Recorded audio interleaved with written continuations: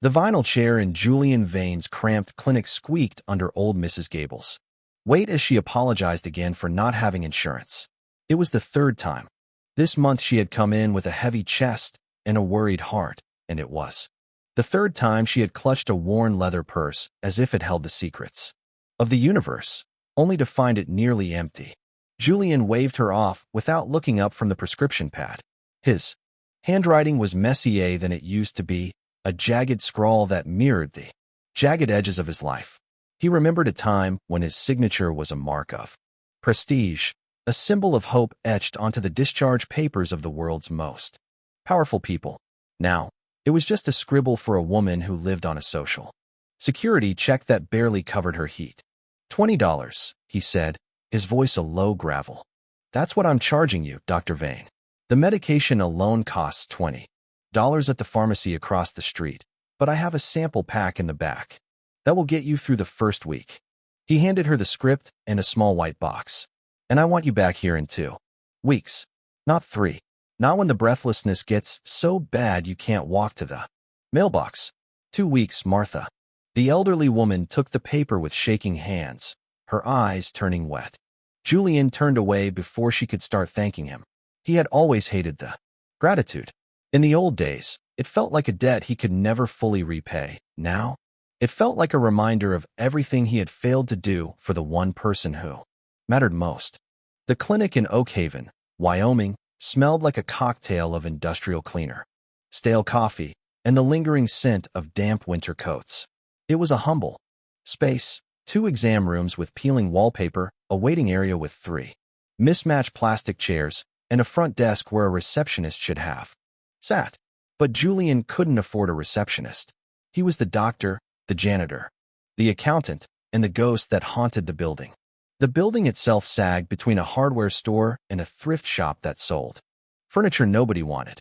Oak Haven wasn't the kind of town where people moved to start over. It was where you ended up when you'd already tried everything else, and the world had finally chewed you up and spat you out. It was a town of ghosts and forgotten dreams, tucked away in the shadows of the mountains where the wind never seemed to stop howling. Julian walked Mrs. Gable to the door, feeling the biting cold of February seep through the gaps in the frame. He watched her climb into a rusted pickup truck that looked older than he was. Then he turned the deadbolt. He was locking up. 20 minutes early. There weren't any other appointments. There were never that many appointments in a town where people preferred to suffer in silence rather than admit they couldn't afford to live. The Wyoming cold hit him like a physical blow when he stepped outside. It was a sharp, mean cold that made his jaw ache and his lungs burn. He pulled his heavy wool coat tighter, the fabric thinning at the elbows, and headed down Main Street. He passed the hardware store, the diner where the smell of fried onions usually made him hungry but today only made him tired, and the post office where the clerk always asked about Maya. Maya, his daughter, would be getting out of school in 15 minutes. Julian quickened his pace. If he was late again, she'd be standing alone by the chain-link fence, her small shoulders hunched against the wind, wearing that expression she had inherited from her mother, that quiet, brave stoicism that tried so hard not to look worried. 7 years old and already learning to hide her feelings. It was the greatest tragedy of his life, second only to the day he lost Elena. The elementary school was a squat brick building at the edge of town, its windows rattling in the wind like teeth. Julian arrived with 3 minutes to spare, taking his usual spot by the fence. Other parents clustered in small groups, their breath blooming in white clouds as they talked about the weather, the upcoming town council meeting, or whose child had made the honor roll. They nodded at Julian when they saw him, polite, distant, but never quite friendly. To them, he was the mysterious doctor who had appeared out of nowhere 6 years ago, a man who spoke little and smiled less. The bell rang, a shrill sound that cut through the wind. A chaos of backpacks and shouting children poured out of the double doors. Maya appeared near the back of the crowd. She was smaller than most of the other second graders, her dark hair pulled into a ponytail that had gone crooked sometime during the morning. She spotted Julian and her face transformed. The smile she gave him was the only thing in Oak Haven that felt warm. How was school? Julian asked, taking her heavy backpack and slinging it over his shoulder. Fine, she said, her voice bright. We had math. I don't like long division. Dad, it feels like a puzzle with missing pieces. Nobody likes long division, Maya. It's a form of torture invented specifically for children. She giggled, her small hand slipping into his.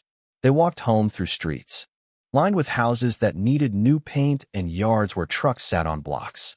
Under a sky that looked like old dishwater, Maya talked about her friend Emma, the class hamster that had escaped its cage, and how her teacher said they might do a science project about volcanoes.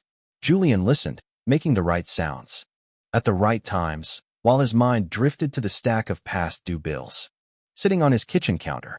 Their house was a small, one-story bungalow with siding that had once been white, but was now a dull, chalky gray. The porch steps creaked under their weight, and the front door stuck in the frame, requiring a firm shoulder to nudge it open. Inside, the air smelled like the beef stew he'd put in the slow cooker that morning. It was a small mercy. It meant dinner was handled, and he wouldn't have to think about cooking when his bones felt like lead. Homework first, Julian said, hanging up their coats. Maya groaned, a theatrical sound, but she dropped her backpack on the kitchen table and pulled out a worksheet. Julian moved to the kitchen, moving on autopilot to start a pot of coffee. The house was quiet except for the hum of the old refrigerator and the scratch of Maya's pencil on paper. He had bought this place 6 years ago with the last of the money he'd had after leaving New York. The real estate agent had called it cozy, which Julian knew was code for falling apart. But it had a yard where Maya could play and a kitchen table where they could eat together. It was a fortress of solitude, a place where the past couldn't find them. Or so he had hoped. Dad, Maya's voice pulled him back from the fog. Is 12 times 7? 84. Yes, 84. Are you sure? Very sure. She wrote down the answer, her brow furrowed in concentration. Julian sat down across from her, holding a mug that said "World's Greatest Dad," a Christmas gift from Maya that he cherished more than any medical award he had ever won. He watched her, trying not to notice how much she looked like Elena. She had the same dark, intelligent eyes, the same way of biting her lip when she was thinking, the same stubborn set to her jaw. Elena had been gone for 5 years. Maya barely remembered her, which was both a blessing that spared her the grief and a curse that felt like a second death too. Julian. Done, Maya announced, pushing the worksheet toward him. Julian checked her work, found 2 small mistakes, and helped her fix them. Then, she disappeared into her room to play with her stuffed animals while he started the dinner prep, cutting bread with a knife that desperately needed sharpening. The afternoon light coming through the kitchen window turned from orange to a bruised purple, then to a flat, cold gray. He was ladling stew into bowls when the television in the living room flickered to life. Maya usually liked nature documentaries, the ones about penguins or deep-sea creatures. But the sound that came through the speakers was different. It wasn't the soothing voice of a narrator. It was the frantic, urgent tone of a news anchor. Dad? Something's happening, Maya called out. Julian dried his hands on a towel and walked into the living room.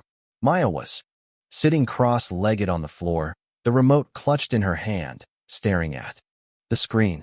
The screen showed the interior of a high-end corporate press conference in Manhattan.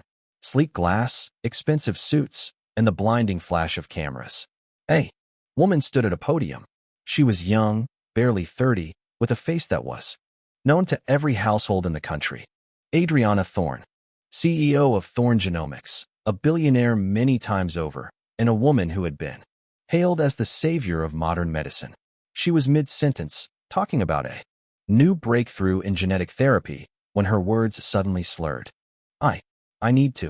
Adriana's face went a terrifying shade of gray. Her hand gripped the edge of the mahogany podium, her knuckles white. Then, her knees buckled.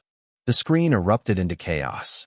The camera swung wildly, capturing people screaming, security guards rushing forward, and someone yelling for a doctor. Julian's coffee mug froze halfway to his mouth. Is she going to be okay? Maya asked quietly, her eyes wide. I don't know, sweetheart. The news cut to a reporter standing outside Metropolis Premier Medical Center.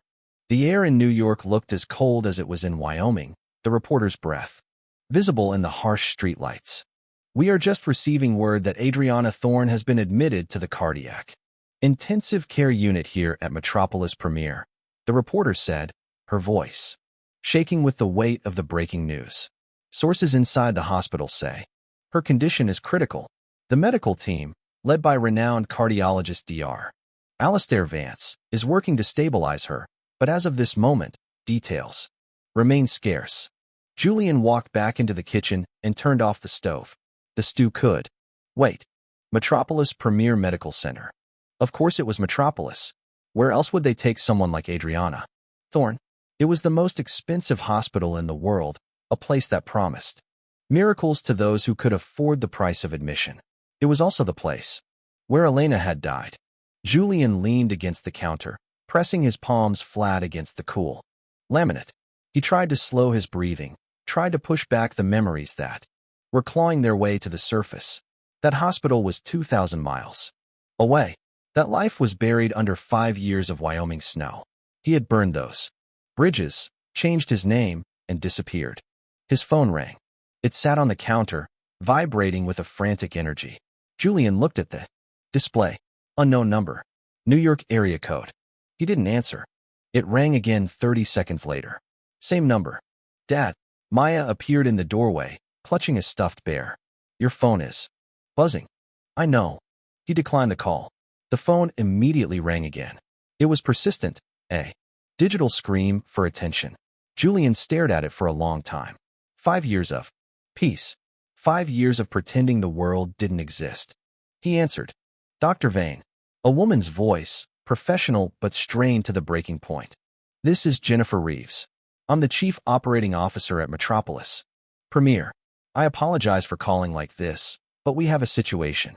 "I don't work at your hospital anymore," Julian said, his voice flat. "I'm aware. But Dr. Vane, we need you. Adriana Thorne's cardiac function is deteriorating despite our best interventions. Dr. Vance requested we contact you. Specifically, he said if anyone could understand the complexities of her implanted device." "Alastair Vance can go to hell," Julian snapped. There was a long silence on the other end. Then, "Dr. Vane, a woman is dying." "Alastair is the great Dr. Vance, isn't he? Department head. Published in every major journal. He's the one who stayed behind to collect the accolades. I'm sure he'll figure it out. Her implanted cardiac device is showing irregular readings," the COO continued, her voice gaining a desperate edge. "The team suspects a rejection reaction, but the presentation doesn't match any standard protocols. They've tried everything." "Julian, she's coding every hour." "Not my problem. Dr. Vane, please." Julian hung up. His hand was shaking now, a fine tremor he couldn't control. He shoved the phone into his pocket and turned back to the stove, relighting the burner, focusing on the small blue flames. Because if he didn't focus on something ordinary, he was going to break something. "Was that about the lady on TV?" Maya asked. "Yeah. Are they asking you to help her?" "They asked." I said no. Maya was quiet for a long moment, watching him with those dark, knowing eyes. "Why?" "Because I don't do that anymore. I'm a town doctor now, Maya. I take care of people here. That's enough." Maya didn't say anything else. She just stood there holding her bear, then turned and went back to her room. Julian finished the stew, but neither of them ate much. The television stayed on.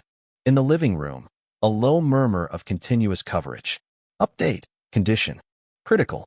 Medical team working around the clock. Nation holding its breath. He washed the dishes, helped Maya with her bedtime routine, and read her a chapter from a book about a girl who discovers she can talk to animals. Maya fell asleep before he finished the chapter, curled up under blankets printed with stars. Julian turned off her light and went to his own room, but he didn't lie down. He sat on the edge of the bed in the dark, listening to the house settle. The wind rattled the window panes. The heating system kicked on with a heavy groan. His phone buzzed with a text message. Unknown number. "Julian, this is Alastair. I know we didn't part on good terms. I know you have every reason to hate me. But this woman is dying, and I cannot save her. Whatever happened between us, whatever you think of me, She doesn't deserve to die because of our history. Please. Julian deleted the message. Another appeared a minute later. Her cardiac output is down to 35%. We've tried every intervention. She's 30 years old, Julian. She has a family. I'm begging you. Julian turned off his phone. He didn't sleep. He spent the night staring at the ceiling, thinking about the last time he had been in that hospital. He remembered the smell of the recovery room, the rhythmic beep of the monitors that had suddenly turned into a flat, continuous tone. He remembered Alistair Vance looking him in the eye and lying to him. He thought about the legal battle that followed, how the hospital's lawyers had torn his life apart, how they had made him look like a grieving, unstable husband rather than a doctor who had found the truth. At 3 a.m, Julian got up and walked into the kitchen. He made a pot of coffee and stood at the window, watching the snow fall in the yellow cone of the streetlight. Adriana Thorne was dying 2,000 miles away in a hospital that had killed his wife, a hospital that had covered up its mistakes. Let them figure it out. Let Alistair suffer. Let the whole corrupt system face something it couldn't fix, with money or lawyers. The next morning, Maya came into his room at 7. She was already dressed for school, her hair still a mess. She climbed onto the bed next to him. Did you sleep? She asked. A little. You're lying. Maybe. She was quiet for a while, picking at a loose thread on the quilt. Mom would want you to help her. Julian closed his eyes. The words felt like a knife. Don't, Maya. She would, though. You told me she couldn't walk past someone who needed help. You said that was why you loved her, because she was the best of us. That's not fair. I know, Maya whispered, hugging her bear. But it's true. Julian sat up and looked at his daughter. She had Elena's eyes, and in those eyes, he saw a reflection of the man he used to be, the man who believed that saving a life was the highest calling. If I do this, Julian said slowly, his voice thick, we have to go to New York. It might be loud, and it might be scary. Okay. And after it's over, there's a chance I might never be able to be a doctor. Again. Anywhere. Maya thought about that for a second. Would you still be my dad? Always. Then we should go. Julian pulled her into a hug, burying his face in her hair. She smelled like sleep and child shampoo. At 7 years old, she was braver than he had been in 5 years. Okay, he whispered. Okay. 2 hours later, Julian had thrown clothes into a duffel bag and arranged for his neighbor to check on the clinic. He strapped Maya into the passenger seat of his old truck. He walked to the front door of the clinic and taped a handwritten sign to the glass, closed for emergency. Back soon. He looked at the small town of Oakhaven as the sun began to rise over the mountains, turning the snow into shades of pink and gold. He had thought this was his final resting place, a quiet grave for a dead career. He put the truck in gear and pulled away. He had 2,200 miles of highway ahead of him, a dying billionaire waiting in a glass tower, and a past that was no longer willing to stay buried. Julian Vane was going back to the city that had broken him, and this time, he wasn't going to let them hide the truth. The drive from Oakhaven to Manhattan was a blur of gray asphalt, neon gas station signs, and the rhythmic thrum of tires against the road. It took nearly 40 hours of near-continuous driving. Julian pushed the old truck through the winding mountain passes of Wyoming, across the flat, punishing expanses of Nebraska, and into the congested arteries of the Midwest. Maya was a champion of the road, curled into the passenger seat with her books and her bear, occasionally asking how many miles were left or pointing out a peculiar-shaped cloud. Julian, however, felt the miles like weights being added to his chest. Every mile east was a mile closer to the ghost of Elena. Every highway marker felt like a countdown toward a confrontation he had spent half a decade fleeing. He subsisted on bitter black coffee and gas station sandwiches, his eyes stinging with exhaustion, his mind a chaotic theater of medical charts and old grievances. They crossed the George Washington Bridge as the sun began to set on the second day. The Manhattan skyline rose up before them, a jagged, glittering crown of glass and steel. To Maya, it was a fairy tale kingdom. To Julian, it was a graveyard of broken promises. He parked the truck in a garage 3 blocks from Metropolis Premier Medical Center. He felt acutely out of place. He was wearing a flannel shirt, faded jeans, and a coat that had seen better winters. He was unshaven, his eyes bloodshot, his skin pale from the road. Beside him, Maya looked like a small, colorful bird in her bright puffer jacket, clutching her stuffed bear. Metropolis Premier loomed over the financial district like a glass cathedral. It was 15 stories of architectural arrogance, designed to project an image of absolute competence and infinite wealth. The lobby was all white marble and recessed lighting, smelling of expensive lilies and high-grade antiseptic. Julian approached the main reception desk. The woman behind the counter looked at him with a mixture of suspicion and pity. "Can I help you, sir?" she asked, her voice polished and distant. "I'm Dr. Julian Vane," he said. The name felt heavy in his mouth, a title he hadn't used in years. "I'm here about Adriana Thorne." The receptionist's expression shifted instantly. The pity vanished, replaced by a sharp, alert curiosity. She didn't ask for ID. She didn't check a schedule. She simply picked up a phone, spoke 3 hushed words, and then looked back at him. "Someone will be down immediately, Dr. Vane. Please wait by the private elevators." They didn't have to wait long. Within 2 minutes, the elevator doors slid open to reveal a woman in a charcoal gray suit. She moved with the quick, efficient grace of someone used to managing disasters. "Dr. Vane, I'm Jennifer Reeves. We spoke on the phone." She extended a hand, her eyes scanning Julian's disheveled appearance before settling on Maya. "Thank you for coming. I wasn't sure you'd make it." "I'm here," Julian said, his voice raspy. "This is Maya. She stays with me." Jennifer Reeves hesitated. "The ICU is a restricted area, Julian. Children aren't typically." "Then she and I can leave right now," Julian interrupted. Jennifer looked at the urgency in Julian's eyes and the quiet, stubborn way Maya gripped his hand. She sighed and hit the button for the 10th floor. "Keep her close. Things are tense up there." The 10th floor was the cardiac intensive care unit. It was a maze of glass-walled rooms, high-tech monitors, and silent, fast-moving nurses. In the center of the unit was a large glass room where a crowd of white-coated doctors stood huddled around a single bed. In the center of that crowd was Alistair Vance. He looked older. The gray in his hair had turned to a stark white, and the lines around his eyes were deeper, but he still carried that air of effortless authority, the posture of a man who believed the world owed him its attention. When the elevator doors opened, Alistair looked up. He went very still. Julian walked toward the room, his boots clunking loudly on the pristine floors, a stark contrast to the soft squeak of the surgeon's clogs. The other doctors turned, their expressions ranging from confusion to recognition. "Julian," Alistair said, his voice low. "Alistair." The silence that followed was thick enough to choke on. 5 years of silence, of lawsuits, of betrayal, all condensed into a single moment. "This is my daughter, Maya," Julian said, breaking the spell. "She needs a place to sit where she won't be bothered." Alistair blinked, then gestured to a nurse. "Take her to the staff lounge. Get her whatever she wants. Juice, snacks, a tablet. Ensure a security guard stands by the door." Julian looked at Maya. "Go with the nice lady, Maya. I'll be right here." Maya nodded, giving his hand one final squeeze before following the nurse. Once she was out of sight, Julian's demeanor shifted. He turned to the glass room, where Adriana Thorne lay.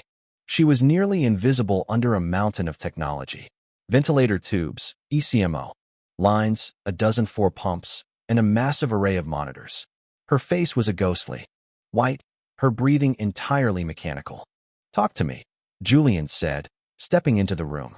The other doctors made way for him, though some whispered behind their masks. "Is that him? The one who disappeared? The one from the cold case?" Alistair stepped to the monitor. "She's in cardiogenic shock. We've tried every inotrope in the pharmacy. We've attempted 3 electrical cardioversions in the last 6 hours. Nothing holds. The rhythm is chaotic, ventricular tachycardia that refuses to stabilize.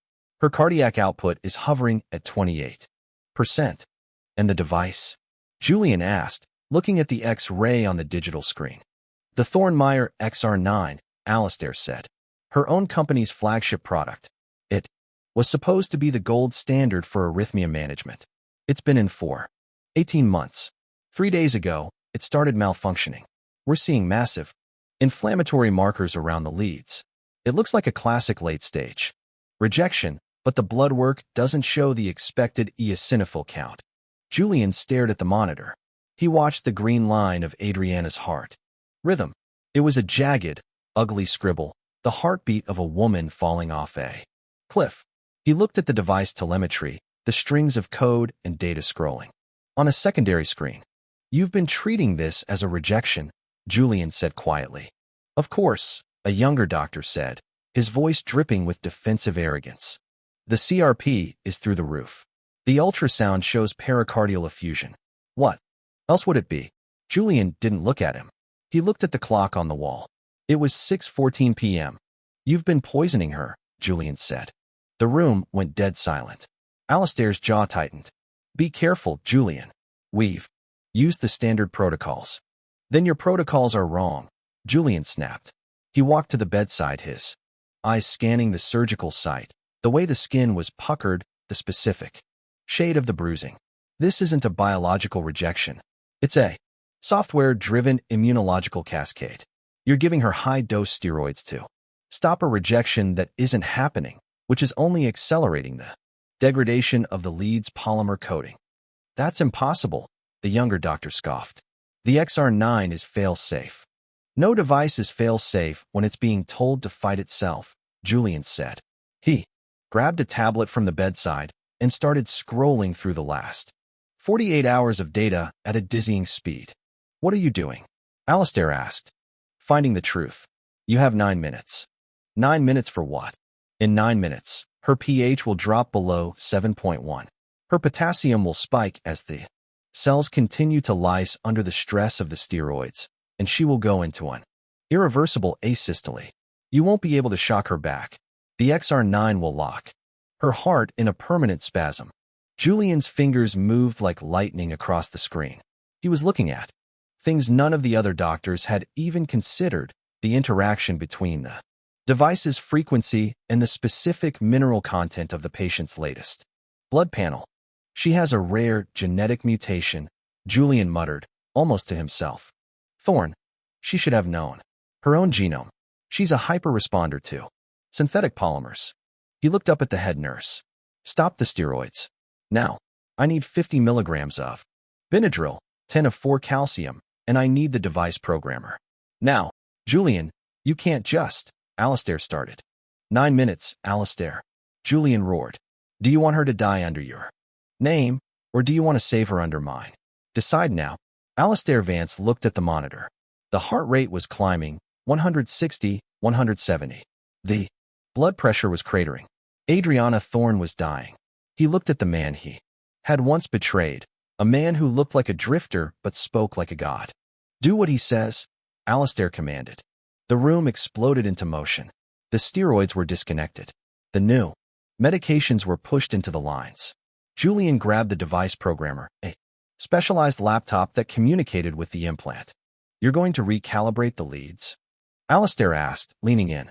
"No," Julian said, his eyes fixed on the code. "I'm going to trick the device into thinking it's been removed. I'm going to shut down the primary sensing loop and force it into a subdermal bypass. It's a hidden protocol in the original design, one I wrote 10 years ago and your board of directors told me to delete. You kept the code?" "I never delete anything, Alistair. Especially not the things that could save a life." The clock on the wall ticked. 6:19 p.m. Adriana's body convulsed. The monitor let out a long, shrieking alarm. "She's in V-fib," the nurse shouted. "Charge to 200. "No," Julian yelled, his hands flying over the keyboard. "Don't touch her. If you shock her now, the electrical arc will follow the degraded leads and cook her myocardium from the inside out. Get away from the bed." "Julian, she's dying," Alistair yelled. 60 seconds. Julian screamed back. The room was a symphony of chaos. The alarms were deafening. The doctors were frozen, watching the flat line on the screen. Adriana Thorne was, for all intents and purposes, dead. Julian hit a final key. "Execute." "Now," Julian whispered. "Now, Adriana." Come back. 5 seconds passed. 10. The flat line stayed flat. The younger doctor started to reach for the paddles. Wait, Alistair said, his voice trembling. At 12 seconds, the monitor chirped. A single blip. Then another. Then a steady, rhythmic thump, thump, thump. The green line on the screen transformed. The chaotic scribble was gone. In its place was a perfect, beautiful sinus rhythm. Adriana's blood pressure began to climb. The oxygen saturation numbers turned from a deadly blue to a healthy green. The inflammatory response on the telemetry screen began to recede as the device switched to its secondary, non-reactive pathway. The silence that fell over the ICU was absolute. It was the silence of a miracle. Julian Vane slumped back against the glass wall. He was shaking, his breath coming in ragged gasps. He looked at the clock. 6:23 p.m. 9 minutes. He wiped the sweat from his forehead with the back of his hand, leaving a smear of Wyoming dust on his brow. He didn't look at the cheering nurses. He didn't look at the stunned doctors. He looked only at Alistair Vance. She's stable, Julian said, his voice cracking. For now, you need to get her into surgery in the next 6 hours to replace those leads with the gold-plated series. If you use the polymer ones again, she'll be dead by morning. Alistair looked at the monitor, then back at Julian. How did you see it? We've had a dozen experts look at this case.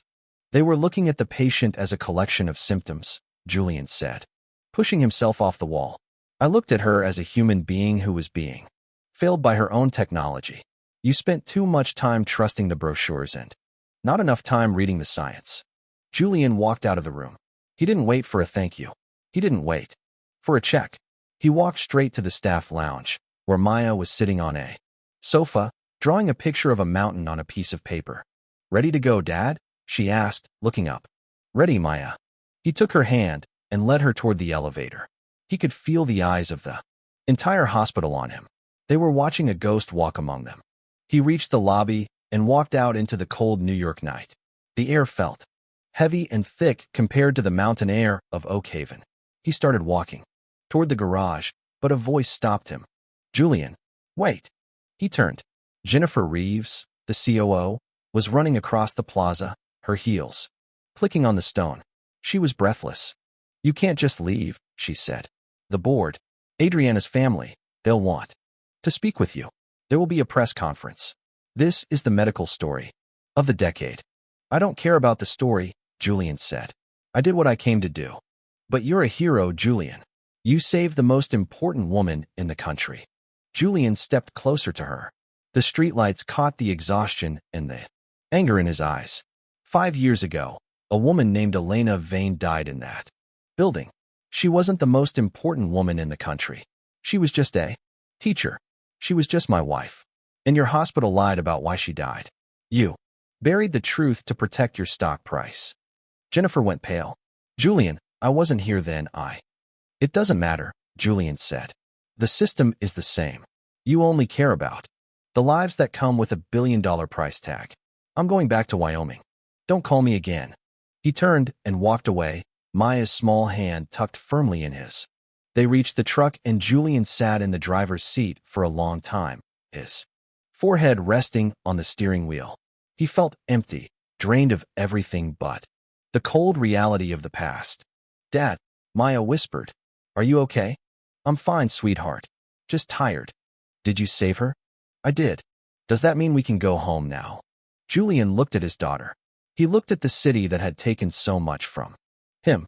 He realized then that he couldn't just go back. Not yet. Adriana Thorne was alive, and she was a woman who owned half of the medical industry. She was a woman who had just seen the dark side of her own empire. Not yet, Maya, Julian said, his voice gaining a new, hard edge. There's one more thing I have to do. He started the truck. He didn't head for the bridge. He headed for a small, dimly lit apartment in Brooklyn, the home of a former anesthesiologist named Raymond Chun, the man who had been the last person to see Elena Vane alive. The 9 minutes were over, but the war had just begun. The drive to Brooklyn was a journey through the cooling embers of Julian's former life. The glittering arrogance of the financial district gave way to the industrial grit of the outer boroughs. As the truck rattled over the bridge, the suspension groaning with every pothole, Julian felt the weight of the secret he had carried for 5 years, a secret that had fermented into a potent, bitter vintage.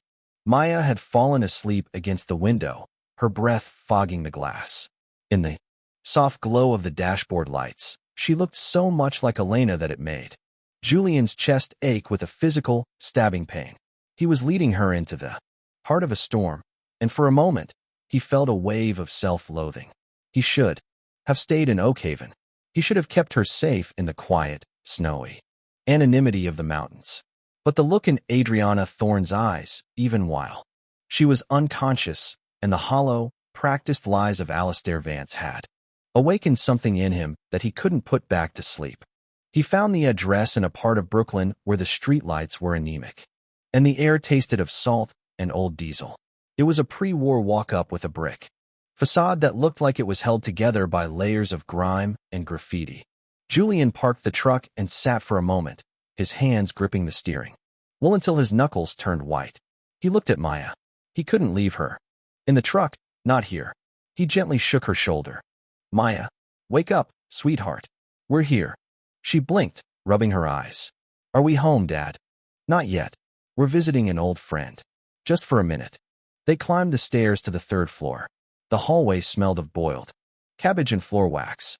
Julian stopped in front of 3B and hesitated. His heart was hammering against his ribs like a trapped bird.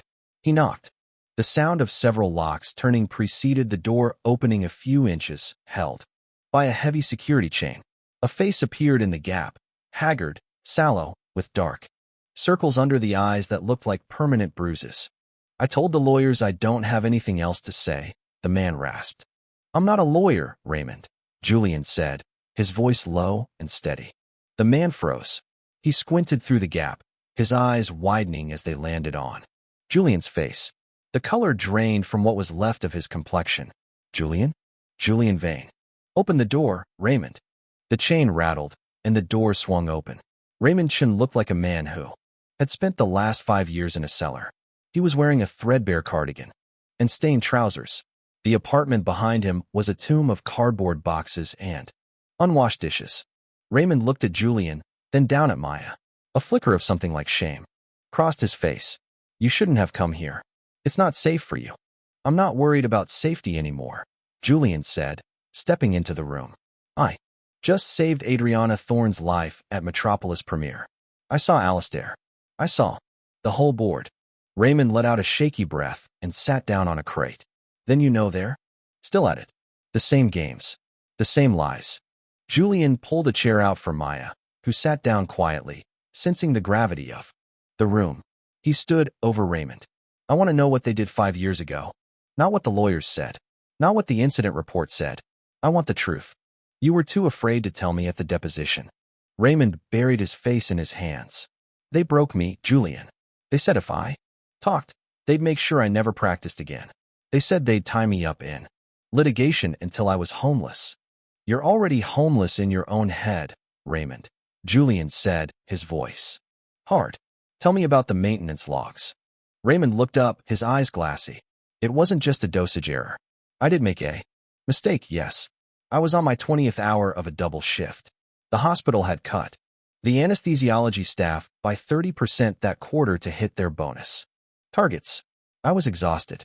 I miscalculated the titration by a fraction. Julian felt the anger rising, but he kept it in check. The monitor should have caught the drop in her O2 saturation. It has an alarm. It has a backup. The monitor was flagged, Raymond whispered.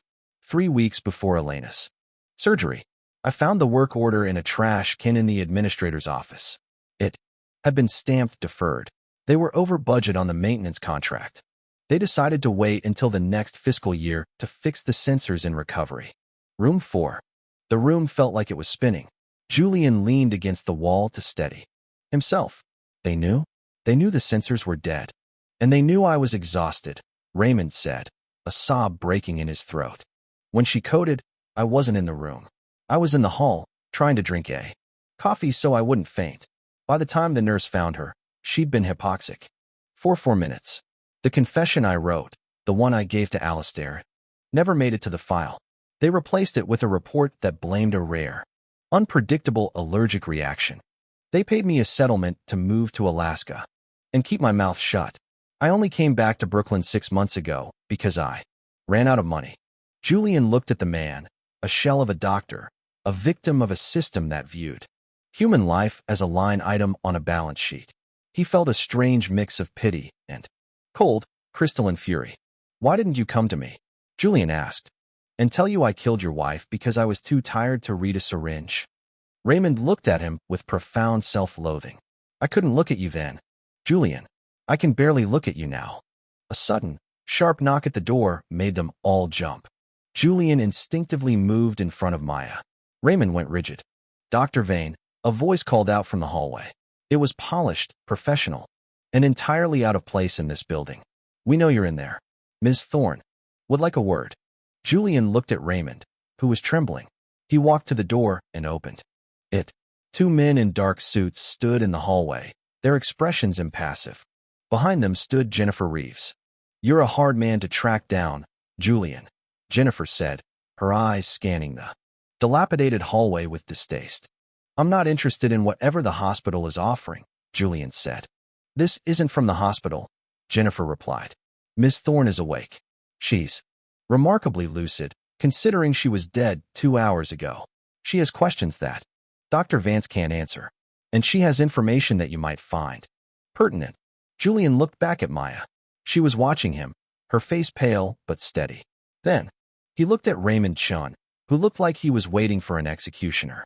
"Go to Alaska, Raymond," Julian said quietly. "For real this time. I'll handle the rest." He walked out of the apartment, holding Maya's hand. He didn't look back as they were led down the stairs and into a waiting black SUV. The ride back to Metropolis Premier was silent. The city moved past the tinted windows like a silent film, fast, expensive, and distant. Julian felt like he was being pulled into the maw of a great beast, but for the first time in 5 years, he didn't feel like a victim. He felt like a surgeon about to make an incision. They didn't go to the ICU. They were taken to the 14th floor, the executive suite. This was where the walls were paneled in real walnut, and the floors were covered in silk rugs.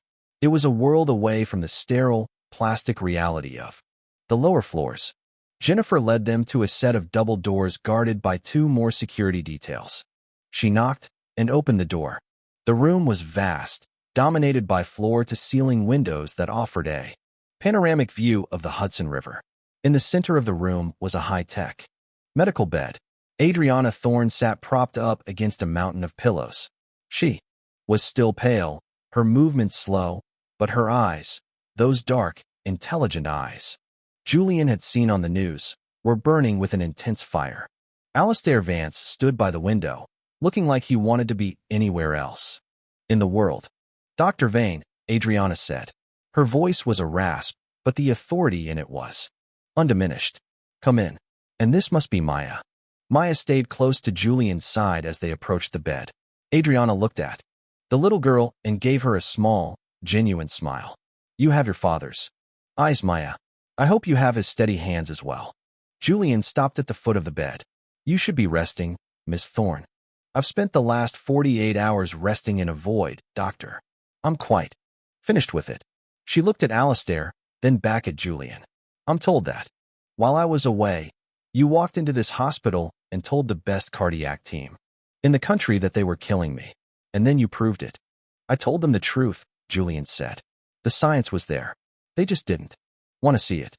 "Because the science pointed to a flaw in my company's product," Adriana said, her voice turning cold as she glanced at Alistair. "A flaw that Dr. Vance assured me had been rigorously tested and dismissed." "Adriana, the clinical trials," Alistair began. "The clinical trials were funded by a shell corporation owned by my father's estate," Adriana interrupted, her eyes never leaving Julian's. "I spent the last hour on my laptop, Dr. Vane. While the nurses were trying to get me to sleep, I was looking into a project called the Cost Reduction Initiative from 5 years ago. It's a name that keeps appearing in the archives of Thorne Genomics and Metropolis Premier. Julian felt the air leave his lungs. What are you saying? Adriana gestured to a tablet on her bedside table. My father was a man of profit, Julian. He believed that medicine was a business first and a service second. He was the one who pushed Metropolis Premier to cut maintenance budgets. He was the one who invested in the very polymer company that provided the faulty leads for my own heart device. He was trying to save pennies on the dollar, and in doing so, he nearly killed his own daughter. She paused, her expression softening as she looked at Julian. And he killed your wife. Alistair Vance turned away, his face etched with a mixture of guilt and terror. I looked at the logs, Julian, Adriana continued. Recovery room for May 14th. The maintenance deferral wasn't just an administrative error. It was part of a directive issued by Thorne Holdings. They wanted to show a higher profit margin. Before a merger, they sacrificed Elena Vane for a quarterly report. The silence in the room was deafening. Julian felt the world tilting. For 5 years, he had blamed Alistair Vance. He had blamed Raymond Chun. He had blamed himself. But the true architect of the tragedy had been a man in a boardroom he had never even met. Julian looked at Alistair. You knew it wasn't just a mistake. Alistair didn't look up. They threatened me, Julian. They said if I didn't help bury it, they'd close the entire cardiac wing. I thought I was protecting the hospital. I thought I was protecting the hundreds of other patients. You were protecting your career, Julian said, his voice a low, dangerous growl. Adriana Thorne sat forward, a wince of pain crossing her face. Dr. Vane, Julian, I cannot bring back your wife. I cannot erase the 5 years of hell my family put you through. But I own this hospital now. I inherited my father's shares, and I have spent the last hour buying up the rest. Metropolis Premier belongs to me. She reached out and picked up a thick manila envelope from the table. In here is a check. It is for an amount that will allow you and Maya to live anywhere in the world, in any luxury you desire. You can go back to Wyoming, or you can go to a private island and never think about medicine again. Julian looked at the envelope. It was the easy way out, the escape he had always wanted. But, Adriana said, her voice gaining strength, there is a second option. I am going to purge this board. I am going to fire every administrator who signed those deferral orders. I am going to rebuild this hospital from the soul up. And I need a chief of surgery who isn't afraid to tell the truth, even when it's inconvenient. She looked Julian in the eye. I'm going to burn the shadows out of this place. Julian, help me do it. Julian looked at the envelope, then at Adriana, then at his daughter. Maya was looking up at him, her dark eyes wide and expectant. She didn't understand the corporate politics or the medical jargon, but she understood her father. He thought of the clinic in Oakhaven. He thought of the vinyl chairs and the peeling wallpaper. He thought of the people who suffered in silence because they couldn't afford to live. Julian reached out, but he didn't take the envelope. He pushed it back toward Adriana. I don't want your money, Julian said. Adriana frowned. Then what do you want? I want the names, Julian said, his voice cold and resolute. I want every name. On every memo. I want the records of every patient who was deferred. I want to make sure that what happened to Elena never happens again. And I want Alistair Vance to hand me his resignation, effective immediately. Alistair's head snapped up, but when he saw the look on Adriana's face, he knew it was over. He walked to the desk, grabbed a piece of stationery, and began to write. Adriana smiled, a sharp, dangerous smile that reminded Julian why she was the most feared CEO in the country. Then we have work to do, Dr. Vane. Julian took Maya's hand. He felt a strange sense of lightness, as if a great weight had been lifted from his shoulders. He wasn't the broken doctor from Oakhaven anymore. He wasn't the grieving husband. He was something else. As they walked out of the executive suite, the morning sun began to bleed over the Manhattan skyline, casting long, sharp shadows over the city. But for the first time in 5 years, Julian wasn't afraid of the dark. He knew exactly what was hiding in it, and he was finally ready to drag it into the light. Dad, Maya asked as they reached the elevator. Are we staying in New York? Julian looked at the glass doors, at the hospital that was no longer a tomb, but a battlefield. For a little while, Maya, he said. We have some things to fix. The walnut-paneled office that had once belonged to Alistair Vance felt like a museum of ego. On the walls hung framed degrees from Ivy League institutions, photographs of Alistair shaking hands with senators, and awards for medical excellence that now looked like tarnished relics of a fraudulent age. Julian Vane stood in the center of the room, his hands shoved deep into the pockets of a clean white lab coat, a garment he hadn't worn with a sense of purpose in half a decade. The Wyoming dust had been washed away, but the hardness in his eyes remained. Maya was sitting on a plush leather sofa in the corner, her sketchbook open. She was drawing the view from the window, the sprawling, chaotic beauty of the New York skyline. Jennifer Reeves stood by the door, clutching a tablet as if it were a shield. The board is in an uproar, Julian, Jennifer said, her voice hushed. Alistair's resignation hit the wires an hour ago. The stock for Metropolis Premier is dipping, and the Thorne Genomics investors are calling for an emergency session. They're calling you a radical and a ghost with a grudge. Let them call me whatever they want, Julian said, turning to look at the empty desk. As long as they call me the chief of surgery. Did you get the files? Jennifer hesitated, then tapped a command on her tablet. A large monitor on the wall flickered to life, displaying a spreadsheet that looked innocuous enough to the untrained eye. It was titled Appendix C, Infrastructure Optimization. This is it, Jennifer whispered. The Black Ledger. Adriana Thorne's personal legal team bypassed the hospital's firewall to pull this from the off-site servers. It's a list of every maintenance request, every staffing requisition, and every equipment upgrade that was denied or deferred over the last 7 years. Julian walked to the screen. His eyes moved with surgical precision over the rows of data. Item 402. HVAC filter replacement, oncology wing. Status, deferred. Item 819. Calibration of anesthesia sensors, recovery room 4. Status, deferred. Cost savings, for $1,200. Item 1104. Nursing ratio increase, cardiac ICU. Status, denied. Impact, 15% increase in overhead. Julian's breath hitched as he reached the date he knew by heart. May 14th. There it was. Item 819. A $4,000 savings that had cost Elena her life. And next to it, the digital signature of the man who had authorized the deferral, Richard Westbrook, Chief Financial Officer. Westbrook, Julian breathed. He's still here. He's the one leading the charge to have you removed, Jennifer said. He's claiming that Adriana is mentally incompetent due to her cardiac arrest and that her appointment of you is legally void. Julian didn't look away from the screen. He's not just a CFO. He's an architect of ghosts. Jennifer, I need you to pull the patient outcome reports for every one of these deferred items. I want to know how many other allergic reactions and unpredictable complications occurred in the rooms where the sensors were dead. Julian, that will take days. The legal department will block the request. The legal department works for Adriana now, Julian said, turning to face her. And Adriana is currently the most motivated woman on the planet. Tell them if they don't provide the data in 3 hours, she'll liquidate their entire firm. While the digital war was being waged in the upper floors, Julian knew the real battle was on the ground. He took Maya to the children's wing, where he left her. Under the watchful eye of a nurse he actually trusted, a woman named Sarah who had been one of the few to offer him a kind word after Elena died.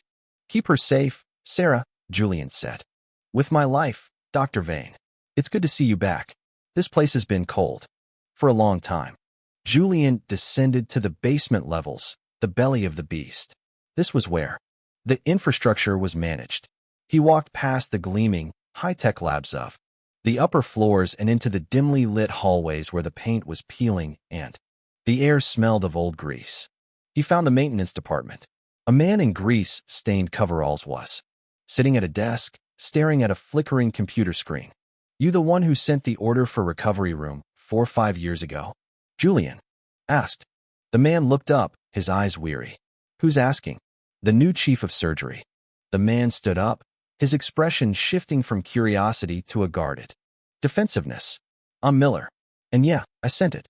I sent it 3 times. Each time it came back with a red stamp. Budgetary constraints. I told him those sensors were failing. I told him it was a death trap. Why didn't you go to the press? Or the board? Miller let out a short, bitter laugh. You ever try to yell at a mountain, Doc? The mountain don't move. It just echoes your own voice back at you until you get tired of hearing yourself talk. I got a family. I got a mortgage. They told me if I kept pushing, I'd be blacklisted from every hospital in the state. Julian looked at the man and saw a reflection of Raymond Chun. Good people, forced into silence by the weight of an empire. The mountain is moving, Miller, Julian said. I need you to testify, not to a lawyer, but to the board. Tonight. They'll kill me, document. No, Julian said. They'll try. But I'm the one holding the scalpel now. The emergency board meeting was convened at 8 p.m. in the grand boardroom. The room was a fortress of mahogany and glass, overlooking the twinkling lights of the city. 12 men and women sat around the table, their faces etched with varying degrees of indignation and fear. At the head of the table sat Richard Westbrook. He was a man who looked like he was carved from ice, stiff, expensive, and utterly devoid of warmth. Julian entered the room. He wasn't alone. He was pushing a wheelchair. Adriana Thorne sat in the chair, her face pale, but her eyes blazing. She was wearing a silk robe over her hospital gown, but she carried herself with more authority than anyone else in the room. This meeting is out of order, Westbrook barked, slamming a hand on the table. Ms. Thorne, you are in no condition to be making administrative decisions. The board has already moved to appoint a temporary conservatorship over your shares. Adriana didn't even blink. Richard, you've always had a tendency to talk when you should be listening. It's a fatal flaw. She looked at Julian and nodded. Julian stepped forward, placing a thick stack of manila folders on the table. My name is Julian Vane. 5 years ago, I was an attending surgeon at this hospital. 5 years ago, my wife died here because this board decided that $4,000 was worth more than a human life. This is a personal vendetta, one of the board members shouted. This has nothing to do with the current operation of the hospital, doesn't it? Julian asked. He opened the first folder. This is the case of Emma Patterson, age 9, died 3 years ago in recovery room 4. Official cause of death, post-operative infection. Actual cause, a failure of the HVAC system that had been flagged for maintenance 6 months prior. The deferral was signed by Richard Westbrook. The room went cold. Julian opened the second folder. This is Michael Rossi, age 52, died last year during a routine gallbladder surgery. The monitor failed to alert the staff to his plummeting blood pressure. The sensor calibration had been deferred for 2 years. Signature, Richard Westbrook. One by one, Julian went through the folders. He didn't just present data. He presented lives. He spoke their names. He spoke of their families. He spoke of the silence that had followed their deaths, a silence bought and paid for by the hospital's legal team. You're not running a hospital, Julian said, his voice dropping to a dangerous, vibrating low. You're running a slaughterhouse with a 5-star rating. You cut the heart out of this institution to feed the bottom line, and you thought that because you were rich, you were untouchable. Westbrook stood up, his face flushed with rage. These are statistical anomalies. In a hospital this size, complications are inevitable. We have saved thousands of lives. You didn't save them, Julian countered. The doctors and nurses saved them in spite of you. You were the hurdle they had to jump over every single day. You were the poison in the well. Adriana Thorne leaned forward in her wheelchair. The board is dissolved. Richard, you can't do that. I can, and I have. I've spent the last 4 hours exercising my majority buyout. Thorne Genomics now owns 90% of the outstanding shares of Metropolis Premier. As of 5 minutes ago, this hospital is a private entity. And you are unemployed. Adriana looked at the security guards standing at the door. Escort Mr. Westbrook out, and tell him that the Attorney General's office is waiting in the lobby with a warrant for his personal records. Westbrook's icy composure finally shattered. He looked around the table for support, but the other board members were looking at their hands, at the floor, anywhere but at him. They were rats, and the ship was finally sinking. As Westbrook was let out, screaming about lawyers and reputations, Julian felt a strange sense of emptiness. He had thought that seeing the man fall would feel like a victory, but it felt like nothing. It didn't bring Elena back. It didn't erase the 5 years of Oakhaven snow. He felt a small hand slip into his. He looked down. Maya had slipped into the room, unnoticed in the chaos. She looked up at him, her eyes wide. "Is it over, Dad?" she whispered. Julian looked at Adriana, who was watching him with a weary, knowing smile. He looked at the folders on the table, the lives that had finally been acknowledged. "The tearing down is over, Maya," Julian said, picking her up and holding her close. "Now comes the impossible part." "What's that?" Julian looked at the white marble hallway outside, where the staff were beginning to gather, their faces a mixture of shock and burgeoning hope. "The healing," Julian said. The aftermath was a whirlwind. In the days that followed, Julian didn't sleep. He worked with Adriana to appoint a new, independent oversight committee. He met with every head of department, firing those who had been complicit in the cost reduction initiative and promoting those who had fought against it from the inside. He reached out to the families, the Pattersons, the Rossis, and 30 others. He didn't send lawyers. He went himself. He sat in their living rooms, often with Maya by his side, and he told them the truth. He gave them the closure the system had denied them. Adriana Thorne proved to be a formidable ally. She liquidated her father's estate to create the Elena Vane Memorial Fund, which would provide free medical care to any family affected by the hospital's past negligence. She also funded a complete, top-to-bottom overhaul of the hospital's infrastructure. But the empire was more than just Metropolis Premier. The news of the scandal rippled through the entire medical industry. It sparked a national conversation about the ethics of profit-driven healthcare. It became known as the Vane Revolution. 2 weeks after the board meeting, Julian stood on the roof of the hospital. The air was crisp, the city lights shimmering below. Adriana joined him, walking slowly with a cane, her strength returning day by day. "The Attorney General has filed 42 counts of criminal negligence against the former board," she said. "Alistair Vance is cooperating. He's naming names." "Does it feel like enough?" Julian asked. "It will never be enough," Adriana said. "But it's a start." "Julian, the staff is asking. They want to know if you're staying. They need a leader. They need someone who remembers why they became doctors in the first place." Julian looked at the city, a place of infinite beauty and infinite darkness. He thought of Oakhaven. He thought of the vinyl chair and the squeak of the floorboards. "I'm a small-town doctor, Adriana," he said. "You're the man who did the impossible," she countered. "Twice. Once for me, and once for this hospital. Don't go back to the mountains yet. There are more mountains to move here." Julian looked down at his hands, the hands that had saved a billionaire and dismantled an empire. He realized that the 9 minutes in the ICU hadn't just saved Adriana Thorne. They had saved him.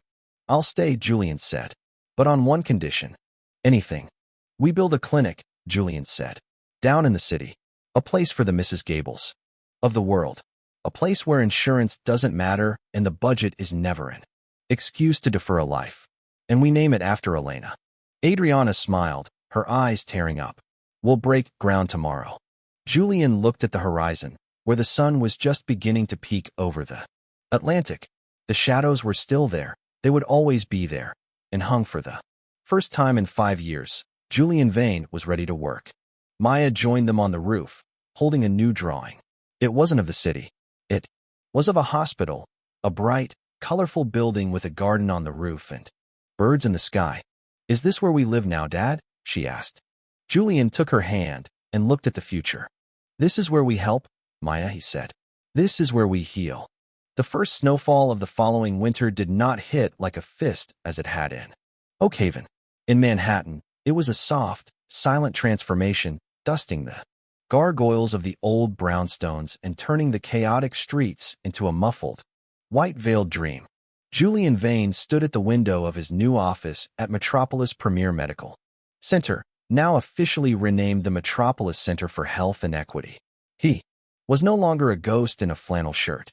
He wore the dark, tailored scrubs of a chief of surgery, but if one looked closely, they could see the worn Oak Haven clinic keychain hanging from his lanyard, a reminder of the man he had been when the world thought he was nothing. The vein revolution had moved from the headlines into the foundation of the institution. It had been 6 months since the fall of Richard Westbrook and the dissolution of the old board. The legal battles were still raging in the background, a symphony of subpoenas and depositions that Julian largely left to the lawyers, but within the walls of the hospital, the air had changed. It no longer smelled of lilies and high-grade antiseptic. It smelled of hope. "The census is up in the community wing," Jennifer Reeves said, entering the office without knocking. She, too, had changed. The charcoal suits remained, but the sharp, defensive edge in her voice had been replaced by a quiet, weary pride. "We've admitted 12 patients today who previously would have been turned away at the ER intake for lack of insurance. Dr. Chun is overseeing their triage." Julian turned from the window. "And the outcomes? Stable. 1 cardiac, 2 respiratory, and a pediatric case that we caught just in time. Because we didn't wait for a credit check, Julian. We just worked." Julian nodded, a small, tight smile playing on his lips. "Good. That's the only metric that matters now." "There's someone here to see you," Jennifer said, stepping aside. Adriana Thorne walked in, leaning only lightly on a silver-headed cane. Her recovery had been nothing short of miraculous, a testament to her own iron will. And Julian's 9-minute intervention.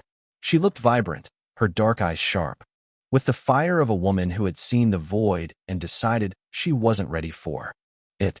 "The ribbon is ready, Julian," Adriana said. "The crowd is gathered. Maya is already downstairs trying to convince the caterers to give her an extra cupcake." Julian grabbed his coat. "Then we shouldn't keep them waiting." They walked 3 blocks south to a refurbished brick building that had once been a textile warehouse. Above the glass doors, etched in simple, elegant script, were the words, "The Elena Vane Memorial Clinic." This was Julian's true victory. While the hospital uptown was the fortress, this was the sanctuary. It was modeled exactly like his clinic in Oak Haven, but with the resources of $1 billion endowment. There were no vinyl chairs that squeaked, but the atmosphere was just as intimate. It was a place where the Mrs. Gables of New York could walk in and find a doctor who knew their name.